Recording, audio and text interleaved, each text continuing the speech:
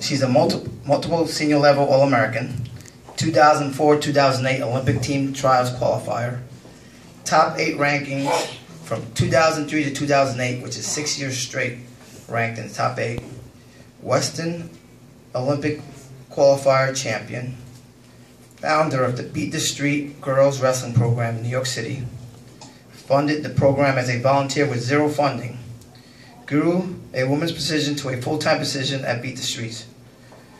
Program now works with the public school system of New York to provide at least 13 full funded season girls wrestling program. Okay, she's done a lot. It's amazing. Okay, she was sponsored and wrestled for the New York Athletic Cup team. So I'd like to bring up our second Hall of Famer, Cheryl Wong.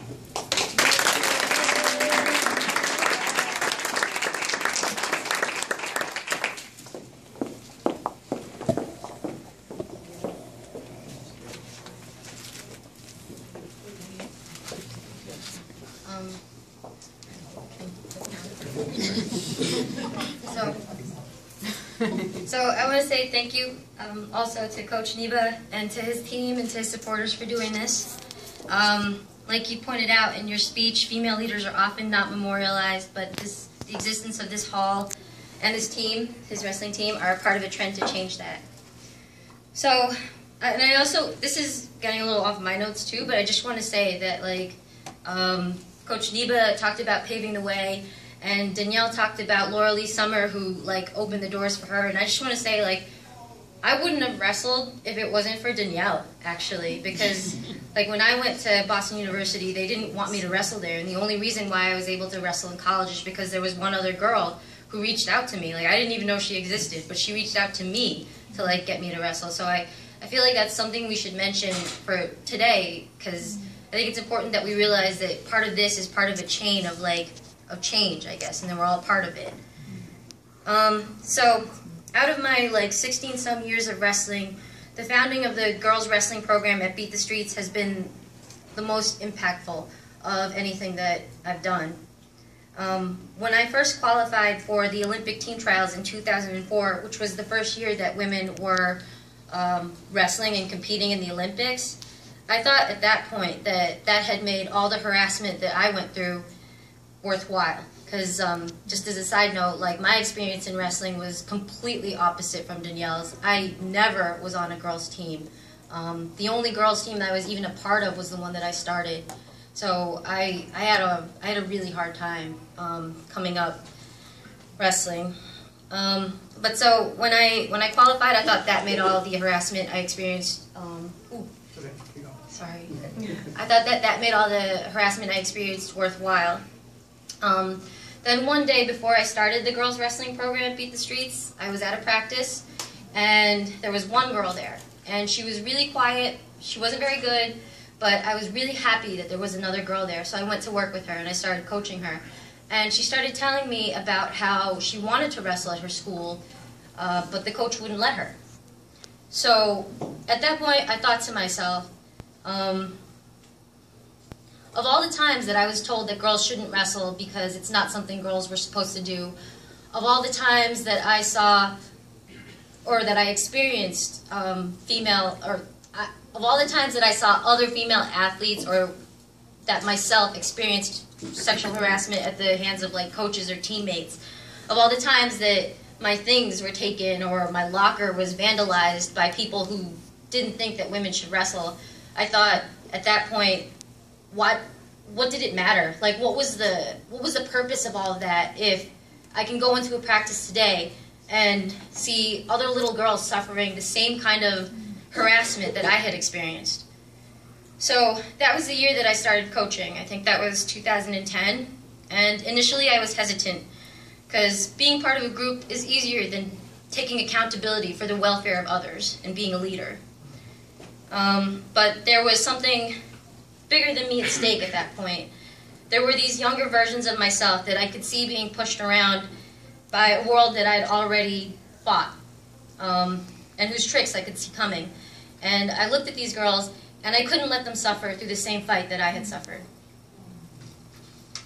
So, scared as I was, I fought.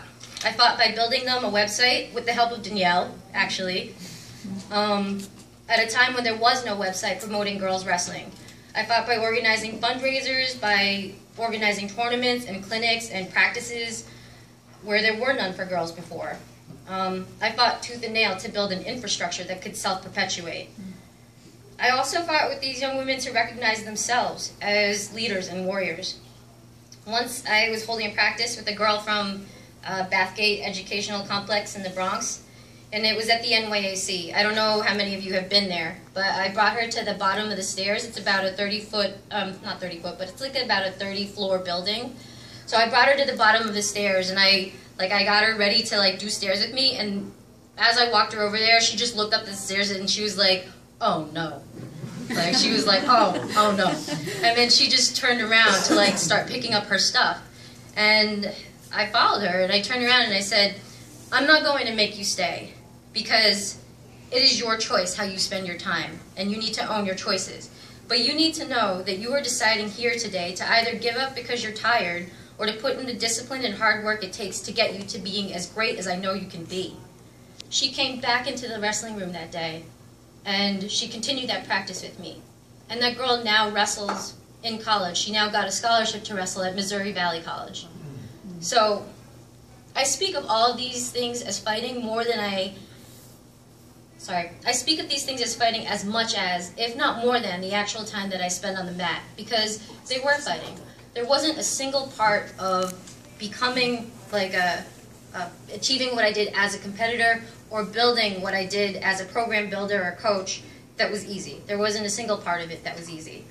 But just as, if you guys aren't familiar with the Beat the Streets girls wrestling program, in the 3 years that I ran the program, which Neva just kind of capped, but to break it out a little more, what I started as a volunteer program with zero funding has now turned into a full-time paid position that's working with the Public School Athletic League of New York to have it now has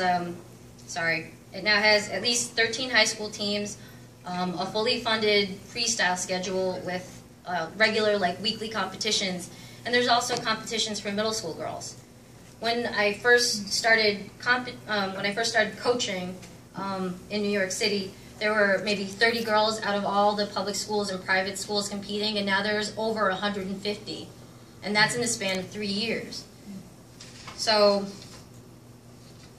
I leave you all with two quotes. The first is from Harvard wrestling coach Jay Weiss, actually, who supported me a lot while I was competing at Boston University. And he said this to me when I was discouraged about the harassment that I was facing in college once. He said, "You have choices, you make decisions, and you have consequences. You choose to feel the way you feel."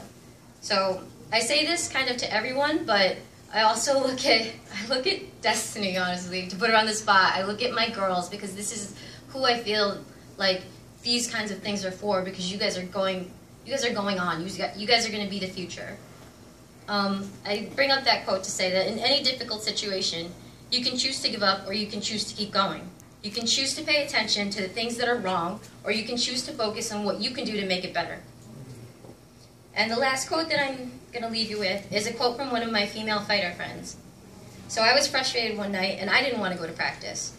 And so she said to me, "Cheryl, one day you will face the scariest opponent you've ever faced. You will face someone who will make your stomach churn. Tonight, you prepare for that. Tonight is the night." I leave that to say, whatever the women here, whatever the women who have been inducted today have achieved, it's the beginning. It's the beginning of a story that you all will carry on.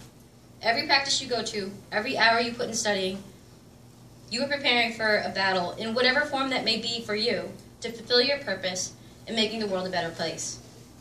And that's it.